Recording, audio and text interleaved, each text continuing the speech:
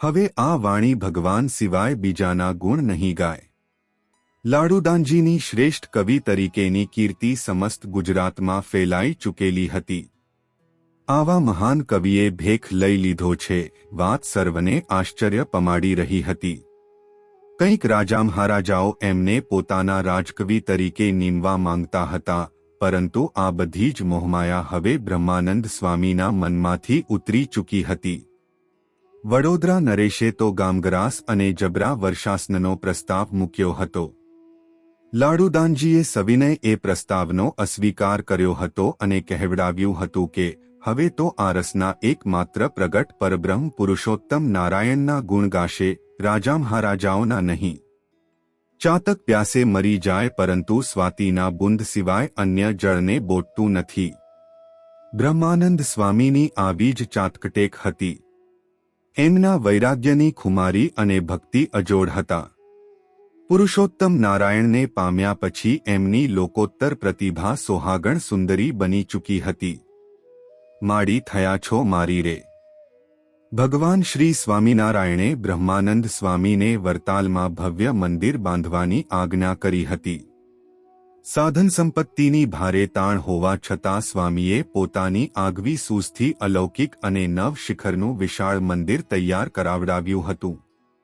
શ્રીહરિના વરદ હસ્તે મંદિરના સર્વ ખંડોમાં ધામધૂમથી દેવોની પ્રતિષ્ઠાવિધિ પૂર્ણ થઈ હતી. કેટલાક લોકોથી બ્રહ્માનંદ સ્વામીનો ઉત્કર્ષ સહન થઈ શકતો નહોતો. એકવાર આવા ઈર્ષ્યાખોર તત્વોએ એકાંતમાં શ્રીજી મહારાજને કહ્યું, મહારાજ, આ બ્રહ્માનંદ સ્વામી અહીં કાયમ ધણી ન થઈ જાય એ જોજો. ખાબોચિયા જેવા મનવાળા માણસોની વાત સાંભળી ભગવાન શ્રી સ્વામિનારાયણના હૈયામાં ભારે દુઃખ થયું. એમણે મનોમન નિર્ણય કર્યો કે મારો બ્રહ્માનંદ કેટલો નિર્બંધ છે એ મારે આ બધાને દેખાડી દેવું જોઈએ. પ્રતિષ્ઠાવિધિ પૂર્ણ થયા બાદ ભગવાન શ્રી સ્વામિનારાયણ ગઢપુર જવા તૈયાર થયા અને બ્રહ્મમુનિને આજ્ઞા કરી, સ્વામી, તમે શિલ્પોની રચના બહુ કરી પરંતુ આ બધું કરવામાં કાવ્યનો રસ સુકાઈ ગયો, માટે તમે અમારી સાથે ગઢપુર ચાલો અને હવે ત્યાં રહીને કાવ્યોની રચના કરો.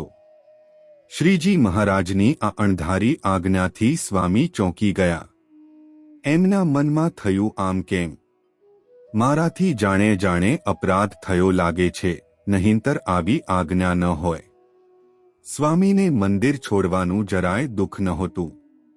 આ પવિત્ર સંત તો મહારાજની મરજી ક્યાં લોપાણી એની ચિંતાથી દુઃખી હતા.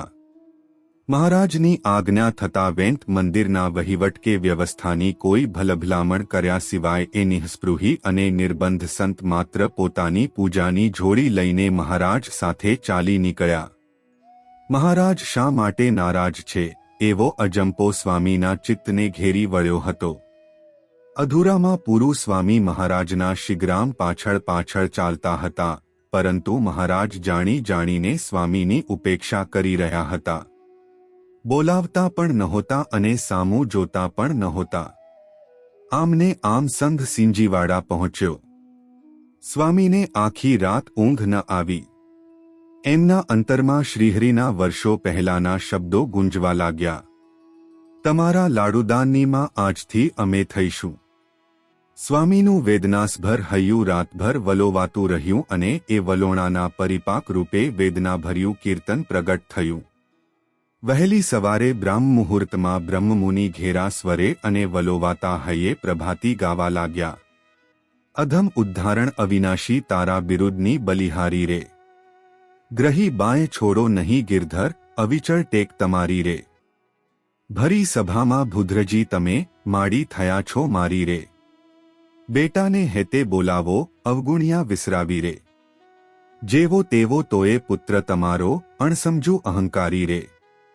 પેટ પડ્યો તે અવશ્ય પાળવો, વાલમ જુઓ વિચારી રે. અન અહીં જો ગ્રહે અજાણે, તો છોડાવે રોવારી રે. બાળકને જનની સમ બીજું, નહીં જગમાં હિતકારી રે. બ્રહ્માનંદની એ જ વિનંતી, મન ધારીએ મુરારી રે. પ્રીત સહિત દરસ પરસાદી દીજીએ સાંજ સવારી રે. વહેલી સવારના વિરહી મોરલા જેવા કંઠમાંથી નીકળેલા આ કીર્તનના કેકારવે શ્રીજી મહારાજની ઊંઘ ઉડાડી દીધી. વર્ષો પહેલા એમણે લાલુબાને આપેલ વચન યાદ આવ્યું. શબ્દે શબ્દે આર્તનાદથી ભરેલ આ કીર્તન પૂરું થયું ન થયું ત્યાં તો શ્રીજી મહારાજ દોડતા આવ્યા, બ્રહ્મમુનિને ભેટી પડ્યા અને માથે હાથ મેલ્યો. બ્રહ્માનંદ સ્વામીના હૃદયના બંધ ખુલી ગયા. આંખોમાંથી ચોધાર આંસુડા વરસી રહ્યા તો સામે શ્રીજી મહારાજની પણ એ જ ભાવદશા હતી. આ ચાર આંખોમાંથી વહેતા આંસુઓની ધારાઓમાં ઈર્ષાળુઓની ઈર્ષાનો જવાબ હતો.